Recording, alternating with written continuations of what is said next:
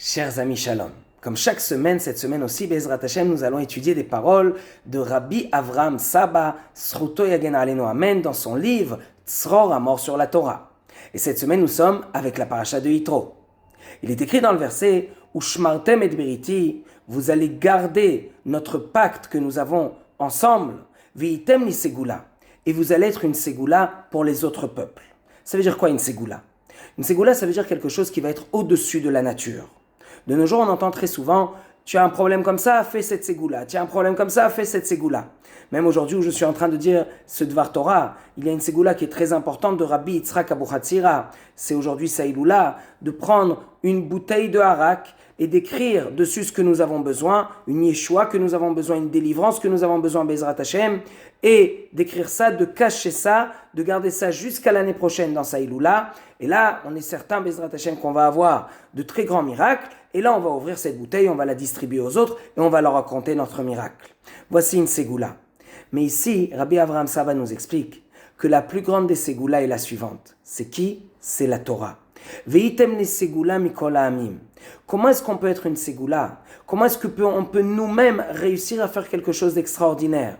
Il nous raconte ici, il nous dit voilà, combien d'histoires on connaît de Rabbanim qui sont venus et qui ont juste fait une fila, ils ont juste lu les Yud Gimel Midot, les 13 attributs de pitié, et voici que la pluie est tombée, dans un endroit où la pluie ne tombait pas depuis des années. Ça c'est juste un exemple, mais il y en a tellement des exemples de Rabbanim que tout simplement grâce à leur fila, mais surtout grâce à leur Torah, du fait qu'ils avaient beaucoup de Torah en eux, ont réussi à faire des choses qui sont au-dessus de la nature.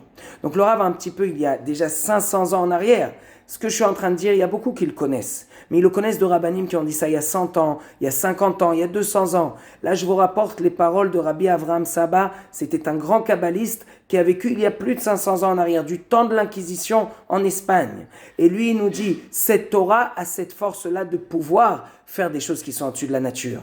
Alors, allons-y. Utilisons cette Torah, étudions cette Torah, rajoutons de la Torah dans notre vie. Bien sûr, en prenant compte de notre famille, de notre femme, de nos enfants, il faut aussi leur donner leur place. Mais après tout, nous avons le temps, même avec le travail, même avec tout, nous avons le temps quand même de rajouter de la Torah.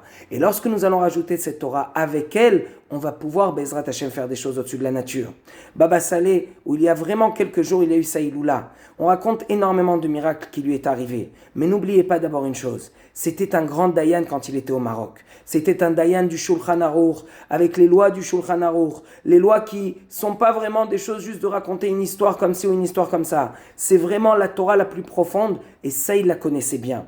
Du moment qu'il connaissait bien cette Torah, c'est comme ça que par la suite, c'est certain que c'est un grand pourcentage qui a fait chez lui, qu'il a fait autant de miracles. Alors allons-y, prenons cette Torah, nous rajoutons de la Torah, et on espère, Bezrat Hashem, que grâce à cela, Hashem aussi fera en sorte qu'on soit une ségoula et qu'on ait de très grandes délivrances. Que des bonnes choses et que des bonnes nouvelles.